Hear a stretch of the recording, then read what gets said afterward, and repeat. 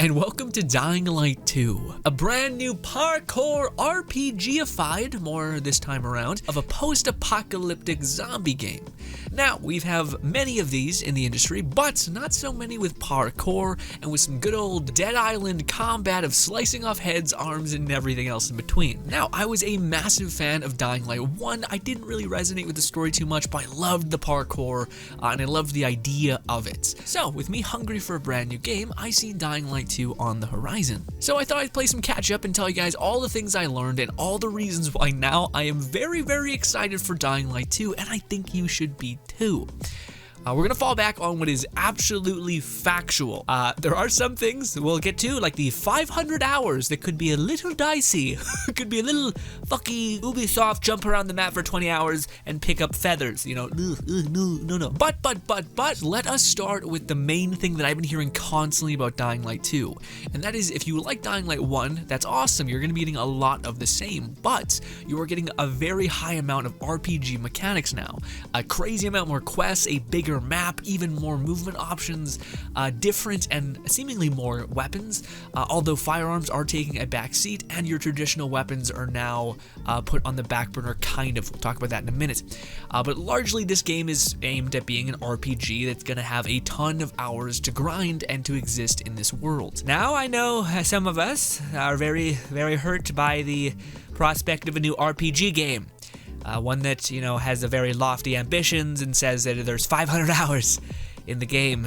Regardless, one thing that does bode well is that Dying Light 2 has actually been in development for 7 years. Golly, that is madness. Has it been 7 years since that's so, oh God, I hate it. Oh, I hate that feeling. Anyways, that's great. That's a lot of time that they've spent making this game, and unlike Cyberpunk, this game has been delayed to shit. This game has been delayed and delayed and delayed again.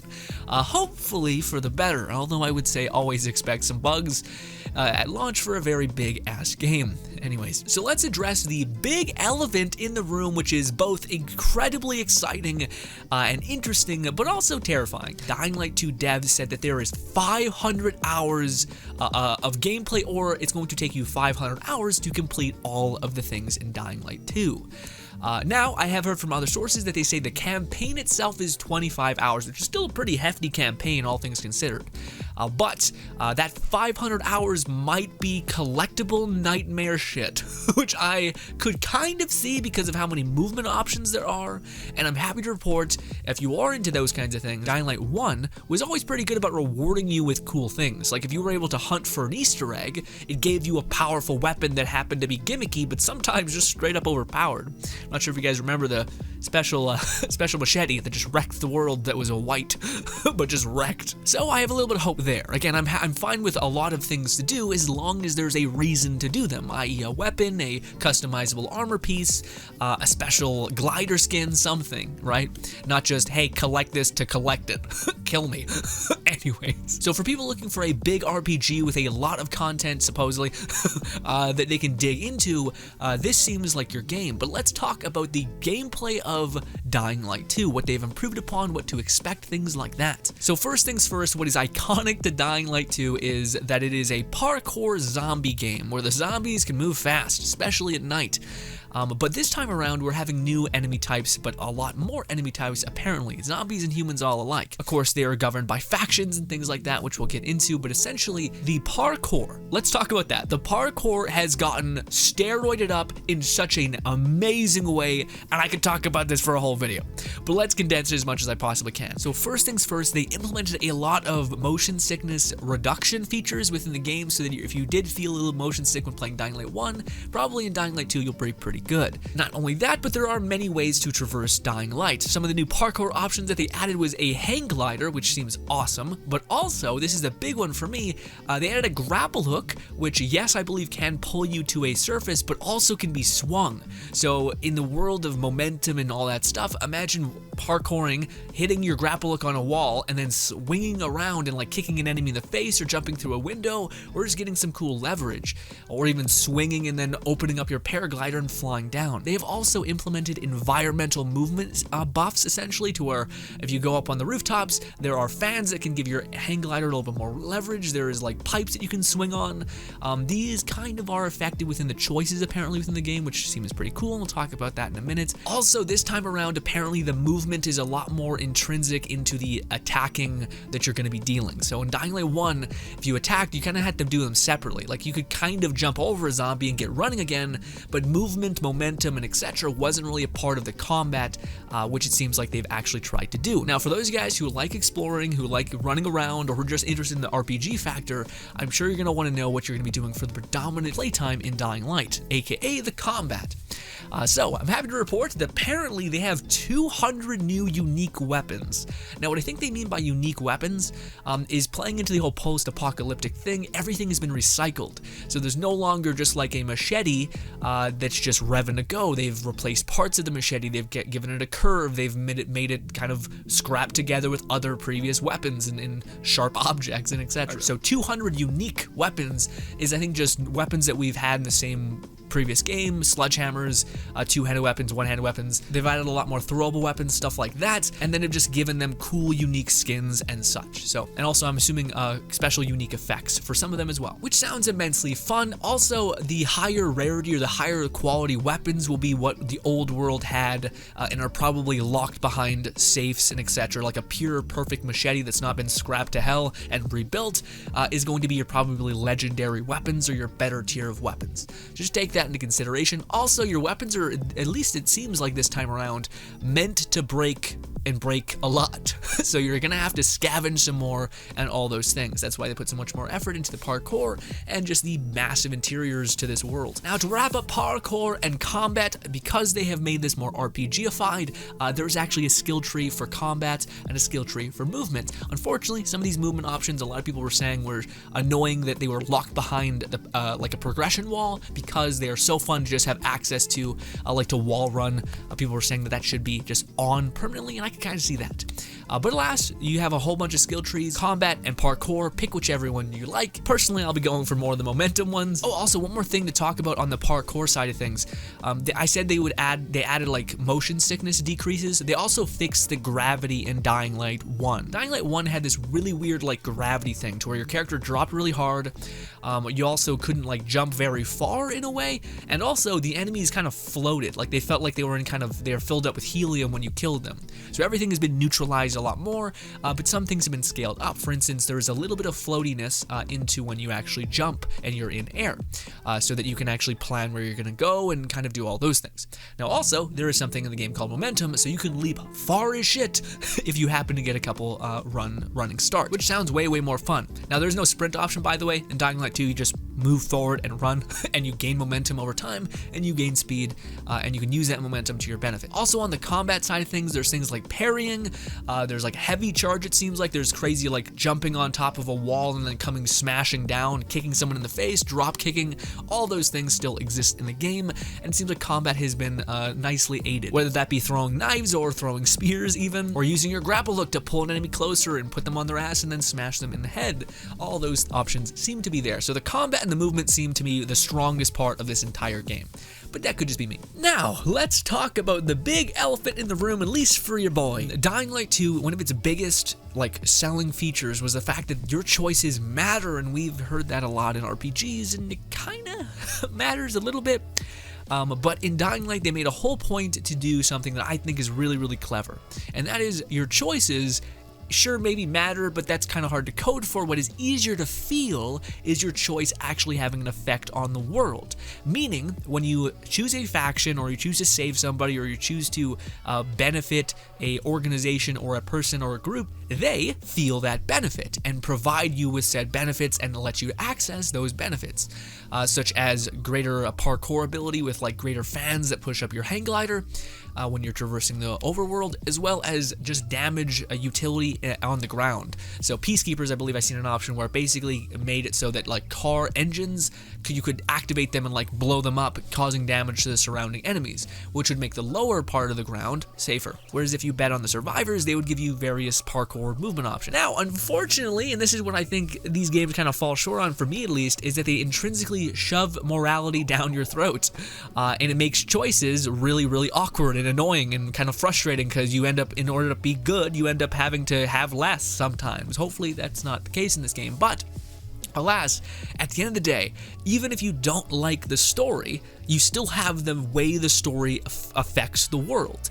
So to me, that's a win. They could have just had a bad story, which is just bad, which you maybe don't resonate with, and that's how I felt about Dying Light 1.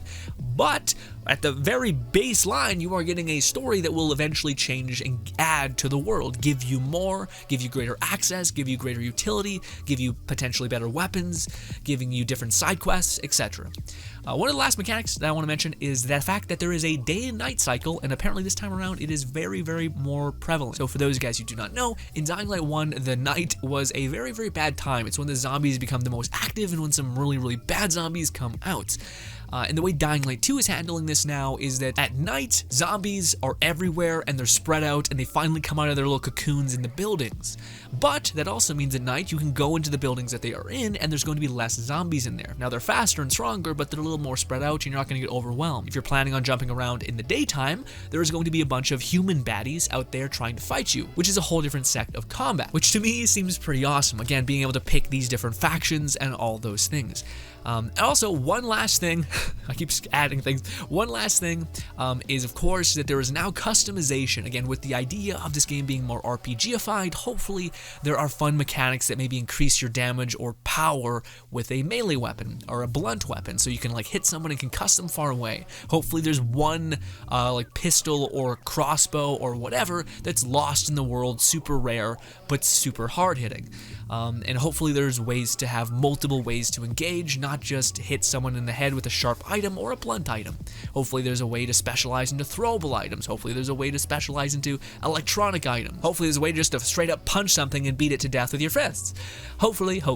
We shall see though in the base game. I have high hopes, and hopefully none of them are too shattered. But yeah, there is customization options apparently. Apparently it's going to go with clothing, so you can have a chest piece that's different, you can have pants that are different. It is yet to be seen whether they give you a buff, with them saying that it's more RPG-ified. You think that they would. These clothing options would give you a buff, and all those kinds of things. Also, one quick thing I forgot to add, ladies and gentlemen, Dying Light 2 is actually co-op. You can play the whole thing in co-op mode, which sounds like a blast. But yeah, ladies and gentlemen, I am super excited. Again, the 500 hours, the 200 potential unique weapons, the crazy amount of side quests, and all those kinds of things. Also, apparently people said the story, it's a lot more Obsidian-like, meaning there's a bunch of crazy characters that are interesting and fun, but a little bit unrealistic, which I love. I love that. In the post-apocalyptic, yeah, people would probably be losing their goddamn mind, and only eccentric people would probably be kicking still, or having even the slightest hint of hope left. So to me, that is all super sick. Also, Dying Light 1 got a lot of post-patch production, meaning they had like special events, they added different DLC after the fact. I would love to see this game have a lot of events and like coming back into the game, maybe some DLC at a quicker rate, because I think, and this is my big thing with this game, the bones of this game look freaking perfect. Like, you have the parkour that looks so super sick. You have the combat and the ragdolling and the destructible like human bodies, which sounds metal as shit and gross. You have a bunch of ways to traverse and engage with the world. You potentially have a lot of investment options with building up these bases and making them better and better and better, and hopefully giving you more and more for your investment. All those kinds of things. So to me, the one thing that I would hope is, yes, that Techland gives this game a lot of support after launch, but also, this is the big thing for me, man. If Techland ever sees this, Techland, for the love of all that is good, this game's bones look so perfect. Like the structure, even if the story is not great, you still have a world that can change. You still have programming that can change, which is lovely. Like a world that changes with your choices, which can be, again, lovely. The combat looks good enough, way good enough. The movement looks too good, frankly. Again, the destructible human bodies looks metal as hell, and yeah. So for me, again, the one thing I would plead to Techland is please make a creation kit for this game. Let modders make and create in it for as long as they possibly can. That is one of the things that to me would give this game such an incredible amount of longevity, value over time, and etc. Man, I just think with how good the bones are to this game, to make it easier for people to create side quests, to create weapons, to create maybe a new thing altogether, a different way to traverse the world. All of that sounds lovely, especially like with seeing that there are certain things that maybe people don't love, like the idea that your hang glider seems to move slower than you move, and it should probably move faster, you know? So all those kinds of things seem interesting, and I really would love, if out of all the things, I know the game isn't launched yet, out of all the things that I would wish that the game added is just giving a creation kit, which is essentially just a modding kit to the community, and then hopefully for the community to take advantage of that and make some content for what looks like a very good game with very good bones. But alas, ladies and gentlemen, let me know how excited you are and what you most want from Dying Light 2. Are you going to be experiencing? Are you waiting to see what the reviews say? Are you going to play a little bit after the fact when the bugs probably get patched out? Because this game is probably going to be released a little bit scuffed. It got delayed a lot. It's quite ambitious. It's huge. Yeah. So nevertheless, I am super excited for this game, and I hope, again, we don't have to wait another 7 years to get another entry in the series. If they did add a mod kit, I think that would help a lot. And man, there's so much value. For instance, Skyrim, which still is selling well to this day because modders keep modding the shit out of it. Also, it's a good game. So imagine those two things together would just be too good. So I hope Techland eventually does that, if not just support the shit out of the game with events and different things to do and reasons to do them. Anywho, ladies and gentlemen, hopefully you enjoy the rest of your day. Thank you so much for giving any support to the video. If you happen to do so, I don't deserve you, and thank you kindly. Oh, and also expect some Dying Light content on the channel. We'll probably stream the shit out of it and make some videos on it. Thank you, and goodbye.